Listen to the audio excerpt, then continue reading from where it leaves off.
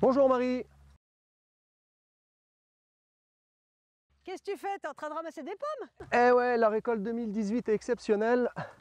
Donc du coup, je ramasse mes pommes pour les mettre en cave. Ça nous permettra d'en manger, tu vois, tout l'hiver jusqu'à peu près en avril-mai. Et puis, je vais aussi en faire de la compote. Et puis, en déshydrater également. D'accord. Et qu'est-ce que c'est cette variété? Je la connais pas. C'est la Star King. C'est une pomme qui est juteuse, sucrée et qui se conserve pas trop mal.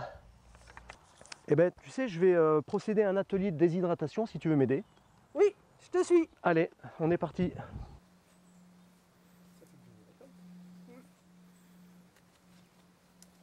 Bon panier. Voilà. Ah, tu as lavé les pommes, David. Oui, oui, Marie, il faut toujours... Bah tiens, déjà, protège-toi. Il faut toujours laver les pommes parce que même si c'est les miennes, même si elles sont propres de produits... Complètement bio, bien sûr. Elles sont bio.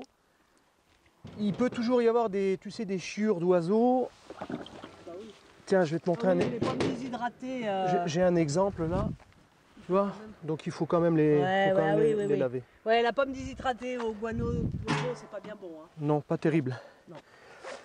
Donc l'atelier lui consiste à l'épluchage dans un premier temps des pommes grâce à cet appareil.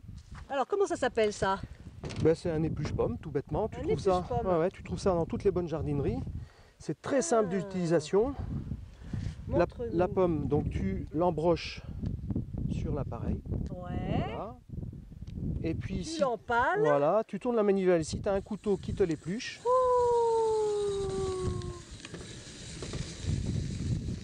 Voilà. Magnifique. Et qu'est-ce que tu vas faire de ces épluchures?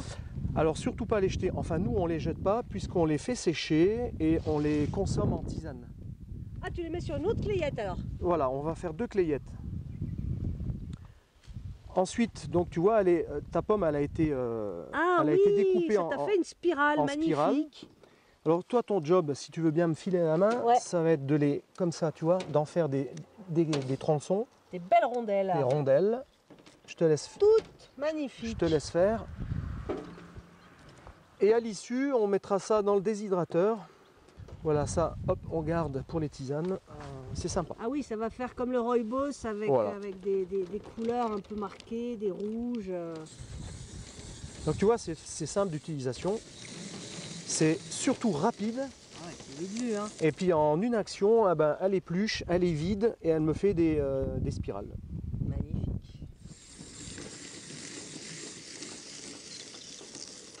Hop. Bon, je crois qu'on est pas mal là. Hein. Ouais. Voilà Marie, on a fini notre atelier d'épluchage. On a nos belles clayettes. Voilà, donc on va les disposer dans le déshydrateur. Tu vois, on peut en mettre jusque 9 clayettes dans ce modèle en tout cas. Ah oui, ça c'est bien. Donc tu vas essayer d'optimiser, tu vas en mettre le maximum. Ah ben c'est quand même mieux, oui. Ouais, faut pas faire tourner, c'est quand même de la consommation électrique. Exactement. C'est combien de watts un 600 watts celui-ci. 600 watts, ouais, d'accord. C'est le modèle Excalibur. Ah, tu l'as pas mis tout à fait droit. Pardon. C'est le modèle Excalibur. Voilà. C'est un modèle qu'on a trouvé sur internet. D'accord. D'accord. Et qui peut accueillir donc jusqu'à 9 clayettes. Et là, tu as complété, tu as préparé des herbes. Oui, qu'on a cueillies tout à l'heure. Alors, de la mélisse. De la mélisse. Et puis même des fleurs. Des capucines. Alors ça, c'est drôle, tu déshydrates des capucines. Ouais, je les déshydrate une fois sèches, comme les orties, que je te montrerai tout à l'heure. C'est réduit en poudre et puis on met ça sur nos plats. D'accord. Un peu comme le paprika, tu sais. Ah oui, c'est un petit... Là, il y a une guêpe qui a envie de se faire déshydrater. Eh bien non, File la guêpe. C'est une mauvaise idée. Donc important, toujours bien refermer le couvercle. Ouais. Sur l'appareil, là, on a 2 potentiomètres. Il y en a un qui va nous permettre de régler la durée de déshydratation. Ouais. De 0 à 24 heures. Jusqu'à 24 heures. Oui, ça peut être long, hein, suivant ce que tu déshydrates. Et un potentiomètre qui, lui, va te régler la température, parce qu'on ne va pas déshydrater une herbe comme on déshydraterait un poisson ou une viande. Ah oui, j'imagine qu'un poisson, il faut faire à température beaucoup plus importante. tout à fait. Mais c'est pas une cuisson non plus. C'est pas de la cuisson, c'est vraiment ventilé, c'est de la chaleur qui est ventilée. Et ici, donc, l'humidité est évacuée. Ah oui, oui, oui. Donc, alors, on va déjà régler les températures. Donc, on va se mettre à 43 degrés. 43 degrés, c'est ici. Et maintenant, je vais partir sur une durée d'environ 12 heures. Oui, d'accord, 12 heures, mais par contre, tu sortiras peut-être la mélisse avant parce qu'elle aura séché. Oui, oui, de toute façon, il faut quand même aller jeter un œil de temps en temps. Hein. D'accord. Alors, ça y est, là, on a des pommes séchées. Oui, oui, oui. Alors, bon, celle-ci, j'avais anticipé un petit peu de façon à vous les présenter. Ça a séché une douzaine d'heures. C'est un délice. Ouais, c'est très, très bon. Donc, les épluchures, tu vois, ça a énormément réduit. Et ça, vous allez les utiliser en tisane. En tisane. Ouais, tout l'hiver. Oui, tout l'hiver. Ouais. Donc là, il n'y a qu'un petit panel de ce qu'on peut présenter et réaliser au déshydrateur. Ici, tu vois, Mirabelle de Lorraine, que j'ai ramené de chez mes parents. Ah!